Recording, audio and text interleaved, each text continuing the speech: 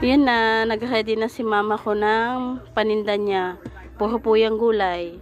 Carrot, tsaka repolyo po. Yan yung sili para po sa sawsawan niya. Nire-ready niya na po ang kanyang paninda.